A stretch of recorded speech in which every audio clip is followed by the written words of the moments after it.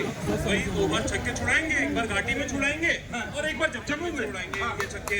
और आप ये देखिएगा कि जिस तरह से लोकसभा में भारतीय जनता पार्टी बोलती थी कि जम्मू कश्मीर बहुत बदल गया है, अभी मेरे भाई ने पूरा महिमा मंडन किया, ये पढ़कर आए होंगे कहीं ना कहीं से, सारी झूठी खबरें साल में 2 बार जाते हैं। हाँ 2 बार जाते होंगे, जब जाते हूँ मैं भी जाता हूँ। और दूसरी बात सुनिए, यहाँ पर अभी मेरे भाई ने बोला कि जिस तरह से इन्होंने घाटी में चुनाव नहीं लड़ा, पहले ये बताइए कि लोकसभा में घाटी से क्यों भाग गए, पहले उसका जवाब दीजिए। दूसरा जवाब ये दीजिए कि इन्होंने बोला कि आतंकी हमले खत्म हो गए। भारतीय जनता पार्टी को झूठ बोलने पे शर्म आनी चाहिए।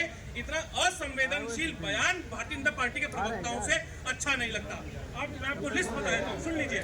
पिछले 32 महीने में 48 से ज्यादा हमारे जवान शहीद हो चुके हैं, जिसमें 13 मई 2022 को 4 लोग, उसके बाद 14 दिसंबर 2021 को फिर 4 जवान शहीद हो गए, 22 नवंबर 2023 को 5 जवान शहीद हो गए, अप्रैल मई 2023 में 10 जवान शहीद हो गए, उसके बाद दिसंबर 21 2023 को 4 जवान शहीद हो गए, 9 जून को 9 लोग कश्मीर में मर गए, उसके बाद 4 मई 2024 को एयरफोर्स का 1 जवान शहीद हो गया, 11 जून और 12 जून को 6 जवान शहीद हो गए हमारे। एक बताओ ना कितने जवान शहीद हो हमारे। 16 जुलाई 2024 को 4 जवान शहीद हो गए हमारे, और 8 जुलाई 2024 को हमारे 5 जवान शहीद हो गए। आप ये लगा लीजिए, जब से भारतीय जनता पार्टी की सरकार बनी है दोबारा उसके बाद से कम 4 से 5 हमले जम्मू कश्मीर में हो चुके हैं। अब आइए ऐसे नहीं। अब आइए दूसरी बात, इन्होंने बोला पर्यटकों की बात करें और पत्थरबाजों की बात करें। इन्हीं की सरकार के राज में, यानी कि लेफ्टिनेंट गवर्नर है वहां पे, लेफ्टिनेंट गवर्नर के राज में 10,000 पत्थरबाजों को जेल से छोड़ा गया। उसके बाद इन्होंने तीसरी बात एक ये बोली थी कि आर्टिकल 370 हट गया। ये शायद पढ़कर नहीं आया सही से। संविधान में आज भी, मैं आप लोगों को बता देता हूं जो लोग भ्रमित है इस बात से, आज भी संविधान में आर्टिकल 370 है। अगर आप उसका नोटिफिकेशन पढ़ेंगे तो उसमें यही लिखा है, using the article powers of article 370। उसमें 2 चेंजेस करे गए हैं। पहला चेंज किया गया था कि असेंबली से लेफ्टिनेंट गवर्नर ले गए, और दूसरा 35A का मेंशन भी नहीं है उसमें। 35A में ये चेंज है, अलग से मेंशन है उस चीज का, और ये बोला गया है उसमें 15 साल का डोमिसाइल अभी भी चाहिए अगर वहाँ पे जमीन खरीदनी हो। तो मेरे मित्र बताएं कि 10 साल में 2 बार जाते हैं, क्या ये जमीन ले सकेंगे? पिछले 15 साल से जा रहे हैं, क्या ये क्या जमीन ले पाएंगे? आराम से आपके हिसाब से 370 और 35A में बस सिर्फ यही तब्दीली हुई है, इसके अलावा कुछ नहीं हुआ ना? नहीं, आपने बोला ना यही हुआ है ना? ठीक ठीक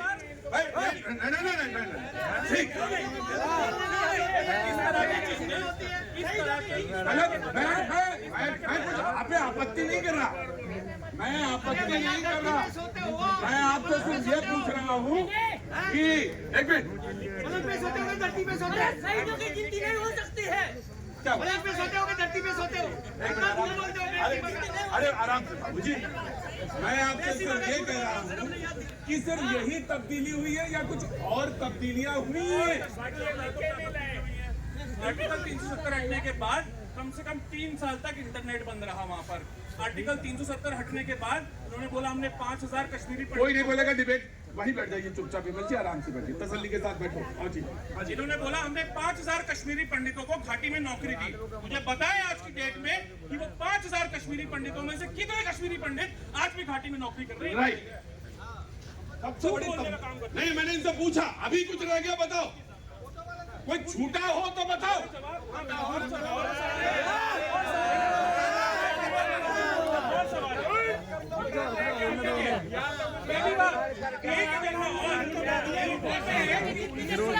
चलो भ्रमित है उनके लिए बता रहा हूँ, क्योंकि आप ही लोगों का ये डिबेट है। 1990 में जब कश्मीरी पंडितों को कश्मीर से बुलाया गया था, जब उनसे नरसंहार हुआ था, मैं उसका खंडन करता हूँ आज भी, लेकिन उस समय वीपी सिंह साहब की सरकार थी, जिसको भारतीय जनता पार्टी सपोर्ट करती थी, भारतीय जनता पार्टी सरकार में थी, और कश्मीरी आर्टिकल 370 हटने के बाद कितना निवेश कश्मीर में आया, हटने के बाद नहीं, अभी आपने बोला हटा नहीं।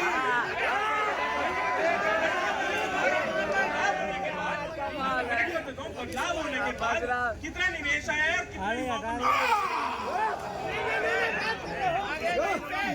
अभी कुछ रह गया हो तो बताओ, क्योंकि डिबेट जब चलेगी तो झूठी सरकार मोदी की जब डिबेट चलेगी तो फिर अपनी रफ्तार से चलेगी। आजाद भारत की सबसे झूठी सरकार मैं कह रहा हूँ अभी कुछ रह गया हो तो बताओ, बोलो। आजाद भारत की सबसे झूठी सरकार मोदी सरकार। सारे सारे पहाड़ी राज्यों में बाहरी लोगों का बसना बंद है। कश्मीर के बारे में झूठ बोला। माओवादी पार्टी को मोदी सरकार झूठी है। उसके बाद मेरे मित्र मुझे ये भी समझाए कि इन्होंने इतनी सत्ता की लोभी हो गई भारतीय जनता पार्टी, उनसे पीडीपी के साथ उन्होंने सरकार बनाने का काम किया। और सवाल हमसे पूछते दो घंटों के बारे में, ये बताएं जब 3 साल सरकार चला रहे थे तब वो बोल दिए ये कश्मीर का और शिमला तब नहीं लगता था कि आज बीजेपी कहाँ है? देखिए, आपने हमें एक चीज सिखाई थी बचपन में, जब मैं छोटा था, बच्चा था। आपने कहा था बेटा सब्र दुनिया की सबसे बड़ी चीज है। और चाचा जी आप ही भूल रहे हैं सब्र। चाचा जी सब्र नहीं भूला जाता है। हमेशा पूछा अरे कुछ रह गया। विमल जी आपको बोलना है? वैसे तो मैं एक ही वाक्य बोलना चाहता था, लेकिन अगर आपको लग रहा है आप बोल सकते हैं तो आइए, आप आइए विमल जी। नहीं 6:06 5 मिनट आप बोले, आइए। 6:06 मैंने बिल्कुल ईमानदारी के हाँ छक्के तो आपने छुड़ा दिए। जी अब आप आराम से। मैंने आज डिबेट इसी लहजे में करी है कि कुछ रह गया हो तो बताओ। जी बात करेगा उसको। चाचा जी लिहाज उतनी देर तक होता जितनी देर तक बाल दिखाई देते। ठीक जी जी अभी हमारे मित्र बात कर रहे हैं छक्का छुड़ाने का। 2014 में हमने छक्का छुड़ाया, 2019 में हमने छक्का छुड़ाया और 2024 में छक्का छुड़ाया। छक्का छुड़ाओगे? दूसरी बात पे मैं आऊंगा। राहुल गांधी जिस तरीके से पत्रक लेके बैठते हैं, भाई साहब भी पत्रक लेके बैठे हुए हैं और उसी को देख के बात कर रहे हैं। आतंकवाद की बात कर रहे थे, आतंकवाद की बात कर रहे थे।